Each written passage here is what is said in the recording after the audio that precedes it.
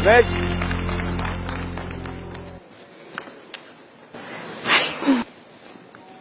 Hello Nasreen, how are you? Fine, क्या हाल है? Always fine. नसरीन, सीधा मुद्दे पे आए। जी, आपका एक सवाल पढ़ा मैंने, उसका जवाब है सवाल यह है कि सबसे वाइल्ड और एडवेंचरस चीज आपने क्या की है? सबसे वाइल्ड चीज पहले पे आपने लिखा है मेरा डिवोर्स, और उसी के बाद वाला सवाल है कि सबसे मुश्किल सिचुएशन क्या था? आपने उसमें बोला है कि जब आपके ऊपर एसिड फेंक दिया गया था।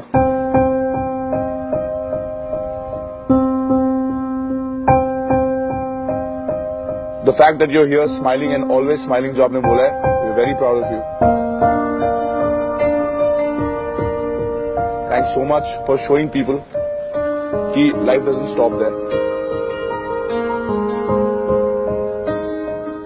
पर अब उसको रिकॉग्नाइज करते हैं, हम रिस्पेक्ट करते हैं, पर अब रोडीज का ऑडिशन शुरू करेंगे। हाँ बिल्कुल। ठीक है? क्यों हुआ डिवोर्स? सीधी सी बात है कि हमारी बिल्कुल नहीं बनती थी। 10.5 साल रही हूँ मैं वहां पर, और 10.5 साल में ये हुआ था कि बहुत बार मैं अपने घर गई, मम्मी पापा से शिकायत की, तो अक्सर ऐसा होता था वो मुझे ही समझा के वापस भेज देते थे, और उसमें ये होता था कि वो उसका दिमाग और ऊपर हो जाता था।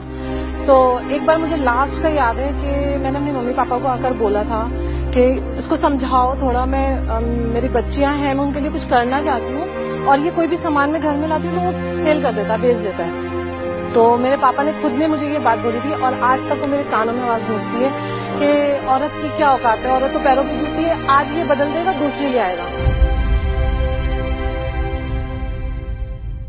कब से प्रॉब्लम शुरू हुई? स्टार्टिंग से ही थी। दरअसल मेरी जो बचपन से जो लाइफ चली है, जो रियल मम्मी पापा थे उन्होंने छोटी सी मैं थी, मुझे याद भी नहीं है, गोद दे दिया। तो मेरे पापा ने बस गलती ये करी कि मम्मी की मर्जी से नहीं लिया, मुझे बाहर से ले लिया। और ये जो शादी हुई है वो भी मेरी माँ की ही वजह थी, वो चाहती थी कि मतलब मैं दूर जाऊं।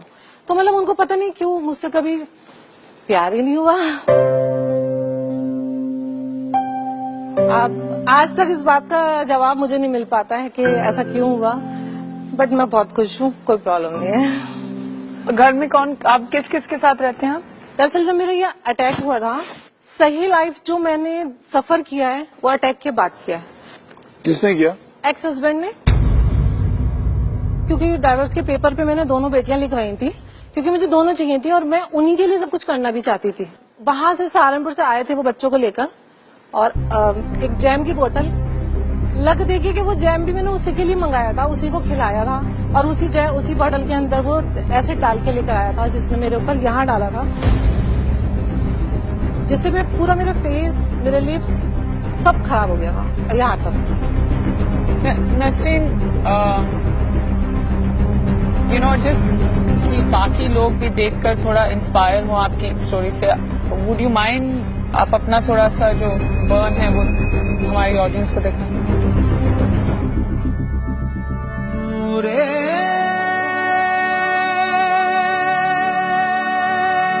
खुदा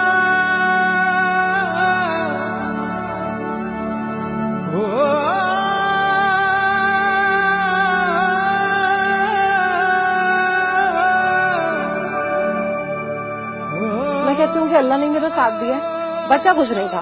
और आपकी बेटियां कहाँ थी वहाँ उस वक्त? बेटियां सामने ही थी, उनके सामने डाला है। मुझे एफआईआर में नहीं पता थी कि क्या होती है, बट पुलिस को किसी ने बुलाया और मैंने कंप्लेंट की और उसको ले गए। और जब मैं वहां से आई हूँ तो मैं अपनी मम्मी की गई कि ऐसे ऐसे मेरे साथ हुआ है, तो मुझे सपोर्ट करो। तो मम्मी ने मुझे भी मतलब नहीं रखा, और जो मेरे रिश्तेदार लोग रख रहे थे उनसे भी निकलवा दिया।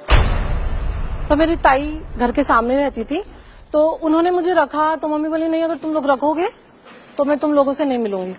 तो मेरी ताई ने एक खंडर था, उसमें मुझे छोड़ा था, क्योंकि कोई रख ही नहीं रहा था। जहाँ पे भी कोई लेके जाता था वो वहां से मुझे देख के डर जाते थे, भगा देते थे, और स्मेल इतनी गंदी आती थी मेरे में से, क्योंकि ये जब एसिड का जब कोई जलता है तो उसके अंदर पस बहती है, तो उसमें इतनी स्मेल होती है कि कितनी भी मछलियां आप सड़ा दो उतनी नहीं आएगी जितनी एक इंसान में से आती है। अच्छा, हॉस्पिटल ने मुझे एडमिट नहीं करा, नसीब देखिए मेरा। उन्होंने बोला कि आप आओ, हम आपका इलाज करेंगे, मना नहीं कर रहे, लेकिन जब पूरे जल जाते हैं हम उनको रखते हैं। बट मैं आधी जली थी, मुझे लास्ट में उस खंडर में रहना पड़ा। और गली के लोग, जितने भी लोग सब मेरे पापा को जानते थे, रिस्पेक्ट करते थे, क्योंकि मेरे पापा की तो डेथ हो चुकी थी। तो सबने मेरी प्राइवेट पट्टियां कराई हैं। 500 रुपए से स्टार्ट होती थी, पूरी यहाँ से लेके एक पूरी मम्मी बनी हुई थी मैं, और आंखें नहीं बंद होती थी, एकदम खुली रहती थी। अगर कोई आ जाता था मुझे खाना देने कुछ, तो मैं उनसे ही आंखें बंद करवाती थी।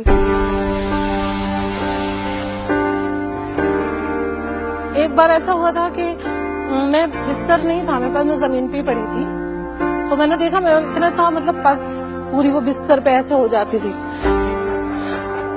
तो मैंने देखा कि वहां पे ना बहुत सारी चींटियां गुच्छा गुच्छा पूरा मेरे बिस्तर पे मुझे चिपटा हुआ, और वो मतलब, तो मैंने फिर किसी से मांगा कि नहीं हो रहा, मतलब मैं डर गई देख के।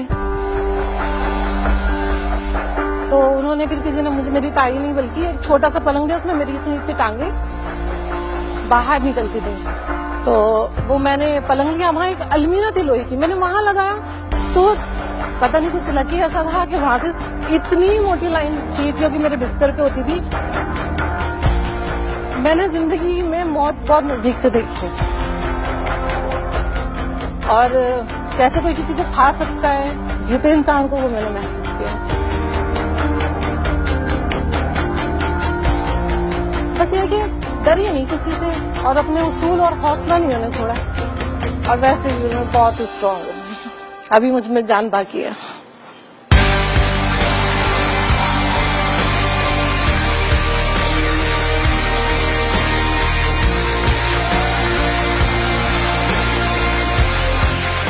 बहुत ज्यादा जान बाकी।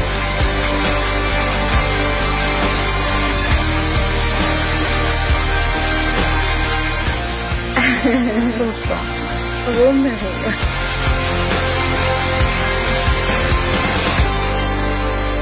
अरे यार, No. मुझे अच्छा लगता है कोई सुनता है, उस टाइम में कोई सुनता ही नहीं था। बेटियां कहाँ हैं अभी? वो अपने पापा के पास है, और परेशान है थोड़ी, क्योंकि उन्होंने शादी कर ली। 2 महीने बाद में उसका जमानत भी हो गई थी, क्योंकि किसी ने मुझे नहीं देखा।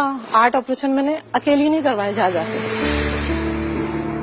और 8 ऑपरेशन लास्ट में भी ये होता था कि मैं पहले तो पैसे लोगों से मांगती थी, फिर बेड ढूंढती थी हॉस्पिटल में, फिर वहां पर एडमिट होती थी, फिर वो ले जाते थे मुझे यमदूत की तरह और लाके फेंक के चले जाते थे। और लास्ट में डॉक्टर ने बोला कि आप साइन करो, आपको कुछ हो गया तो वो थोड़ा पीरियड मेरा ये था कि कोई बाहर खड़ा होकर दुआ भी नहीं करता था, और 8-8 10 घंटे का ऑपरेशन होता था। तो मैंने लास्ट डॉक्टर से कहा था, मैं डॉक्टर साहब मैं मुस्लिम हूँ, आप मुझे दफना देना बस।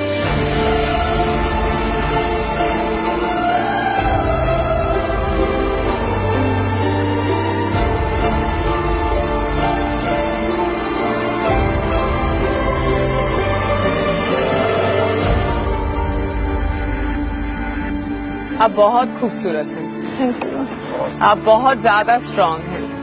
हाँ वो हूँ, टूटी बहुत हूँ, हारी नहीं हूँ और हारूंगी नहीं।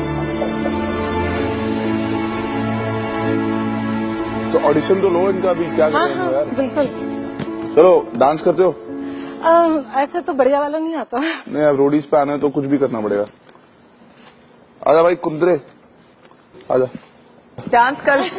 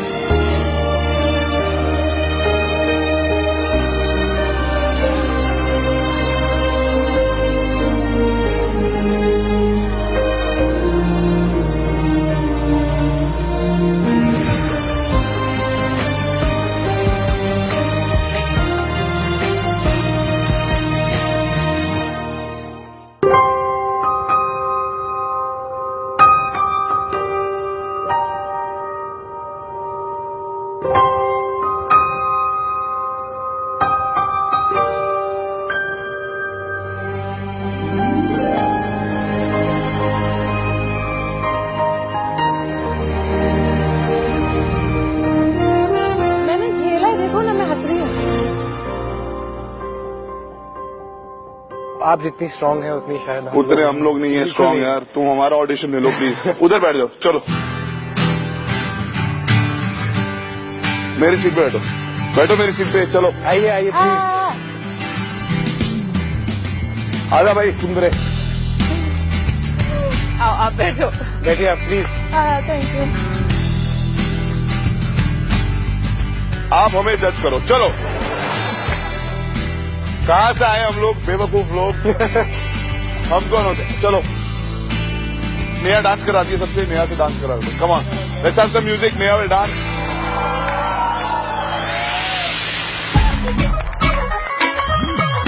गोरी तेरा ठुमका बड़ा किंकी किंकी टाइप दा, गोरी तेरा झुमका बड़ा फंकी फंकी टाइप दा, ऊंची वाली हील पहन कर डांस बसंती, डांस बसंती, डांस बसंती।